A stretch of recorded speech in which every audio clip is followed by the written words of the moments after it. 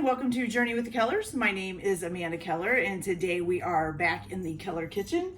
So today we are going to be making some peanut butter cookies from the 100 Cookies recipe book. So this is actually a pretty simple recipe. You do need to set out 1 cup or 2 sticks of butter to come up to room temperature. And then the first thing that you're going to make sure you do is you're going to move your oven rack to the middle of your oven. You're only supposed to bake 1 pan of these cookies at a time. And then you're supposed to need 3 cookie sheets. I only have 2, and you can line them with parchment paper to get them ready if you would like. And then you're going to preheat your oven to 350 degrees, which I'm going to do right now. Okay. All right, so our first steps for this is the first thing you're going to do is you're going to whisk together some flour, which you need 2 cups plus 3 tablespoons of flour. So we have 1 cup, 2 cups, and we need the tablespoons, 1.5, this is a tablespoon, plus 1, 2, and 3. Awesome. Okay, put that in there. Then to this, you're going to add your baking soda, which you need 1 teaspoon of baking soda. That number right is this one, yes.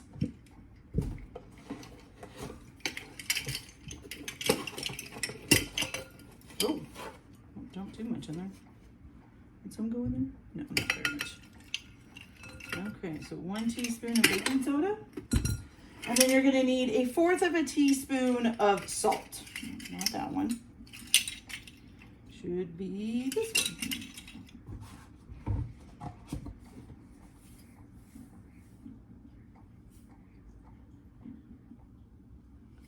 one. Okay, 1/4 teaspoon of salt. You're just gonna whisk that all together.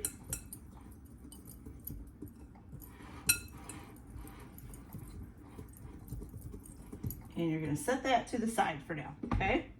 So once you've got that all done, now you're going to take your stand mixer, or if you have a hand mixer, whatever, you know, whatever works for you. You're gonna go ahead and put your 2 sticks of room temperature butter, or 1 cup of room temperature butter, into the microwave, into the stand mixer here.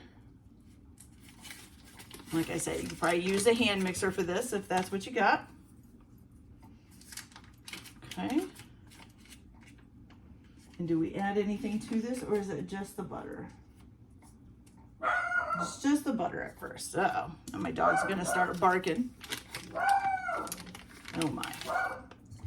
All right, so you're gonna turn this on and you're gonna beat this on a medium speed for about 1 minute. So I'm gonna go ahead and do that, and then I will be right back. Okay, you guys, so I'm just gonna leave this on because we're gonna add more stuff to it. So sorry if I talk too loud, I'm trying to talk over it. So you just want the butter to be nice and creamy, like that.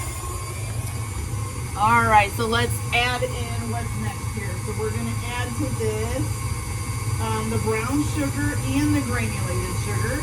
So for the brown sugar, you're gonna need 1 cup.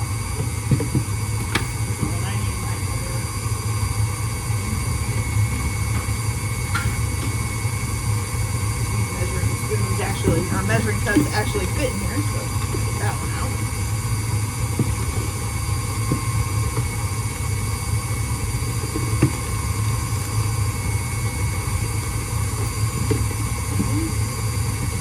Put that down in there. Pull it out. Okay. Go ahead and dump that in. So 1 cup of brown sugar. My mixer can handle this. It's had some better days. And then you're also going to add in 1/2 cup of granulated sugar, or just regular old sugar. There it is. Make sure we have that right, 1/2 cup. Yes, 1 cup.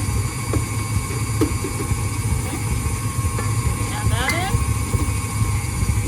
Make sure those get nice and good and mixed up in there. Okay, then after that, you're going to this on medium speed until it's light and fluffy. So I'll be back in just a few minutes. Okay, so I'll give you a look of what this looks like. So this is it after you've let it mix with the brown sugar and the granulated sugar in it. Okay. So now what you're going to do is add your peanut butter. You need 1 cup of peanut butter. Now the best way that I've ever found to put peanut butter in a cup is to use just a spatula or scraper or whatever you want to call this. Scrape it out and put it in the cup, which is exactly how I did it out of the cup too. So we are going to add this in there. Good. All right. So there's all that. Beautiful. Okay, now.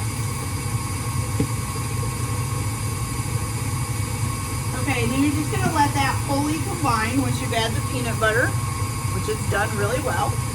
And then you're just going to add in 1 large egg and then beat until it's smooth.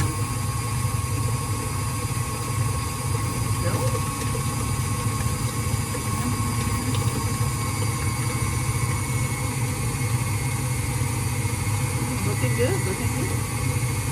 Okay, so once you get that done, oh, and you're going to add your vanilla as well. So we need 2 teaspoons of vanilla.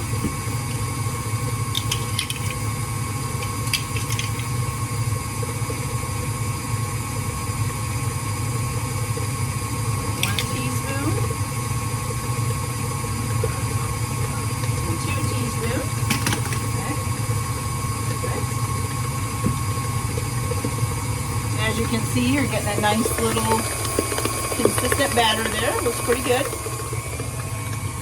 Okay, now the next thing that you're going to do is add your flour mixture that you made before into it. Now, I am going to slow this down just because I know flour is going to go everywhere if I leave that on a medium speed. And this does say to beat it on a low speed. Let me turn it down a little lower. There we go. All right, so let's just add this in a little bit at a time.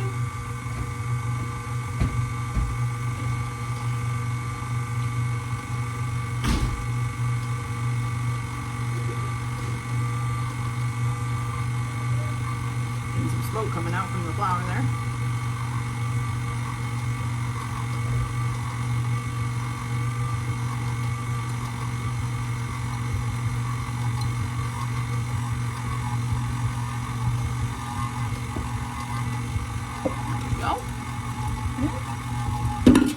Now you're going to let that, don't worry about that bouncing up and down.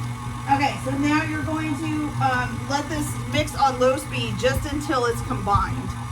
Which it's doing a pretty good job. If you guys want to take a look here. So there it goes. Looking like a cookie batter. Okay. Give it a little bit longer here, and we probably, just to be sure, want to give this a good scrape down as well. I'm just going to use the scraper I used to get the peanut butter out. Okay, I scrape down the sides and the bottom of the bowl. Make sure everything gets in there, and we don't have flour just sitting out on the batter. Sitting at the bottom, because that would be bad. All right.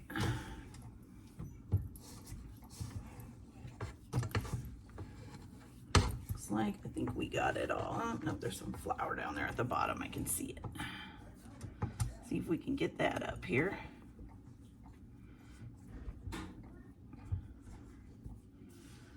So just give it a good scrape down. All right, now we're going to restart it one more time just to make sure we get it all combined in there. And that should be good.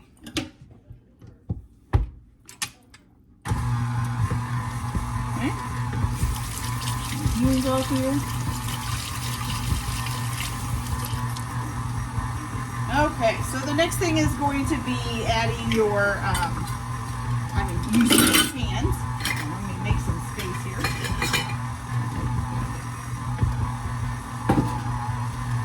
Okay, that should be good. Let's scrape this all off. Okay. Now you're going to take that out. Okay, so for the next, we're going to take this off too. For the next part, you're going to need your pans, of course, because we're going to start getting them ready to put into the oven. Oh, excuse me, I'm sorry. You're also going to need a fork. Okay. All right, so what it says to do is to form the dough into 1.5 ounce balls or 2 tablespoons. I am going to kind of guess on what that is. Okay, you're just going to make a ball out of it, just like that. And you're going to set it on your tray. It does say that you're only going to put, I think it said 8 on a tray. Is that what it said? Yeah, 8 cookies on each sheet. Okay. So now what you're going to do, once you get the 8 cookies on here, you're going to take your fork. Move this out of the way so hopefully you guys can see. So you're just going to take your fork. Now you don't want to smush it. You're just going to put marks in the top of it. You don't want to smash it down or else it'll burn. So you just want to smush a little bit and just so it makes the marks in there. And then you're going to go the opposite way. So if you went this way first time, you're going to switch it and go this way or from the top, whichever way, and just put marks in there. And so as you can see, you get the little cookie marks, okay? So then once you get that all done, you're gonna do that on all of the cookies. Once you get that all done, you're gonna bake them one pan at a time at 350 degrees for 9 to 10 minutes. And you're supposed to flip them halfway through. So at about the 5-minute mark, you should turn them around. And then you're just gonna do that until you get all the cookies done.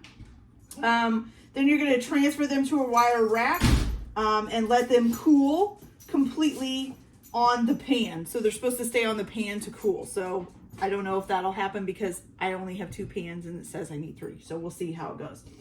And then these can be stored in an airtight container for up to 3 days. And it also says that they will spread out as they bake and the edges will be set when they're done. So I'm going to go ahead and get these all racked up and then I'm going to go ahead and cook them at 350 degrees for 9 to 10 minutes with turning them halfway through at about the 5-minute mark. So once these are done, I will be back and we'll see how they look and taste.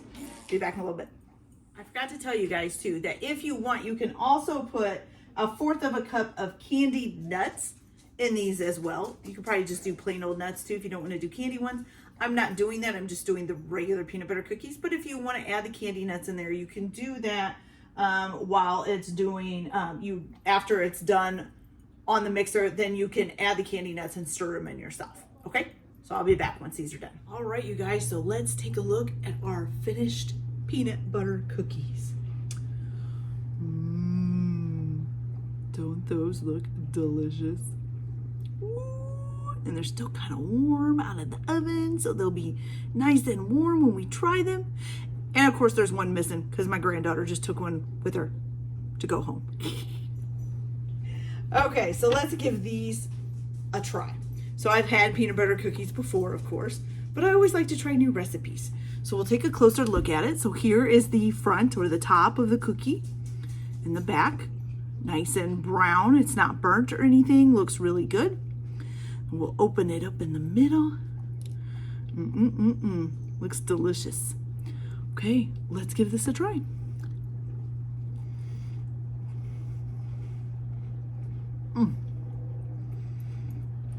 I so love peanut butter cookies. I really don't make them often enough. They're delicious, you guys.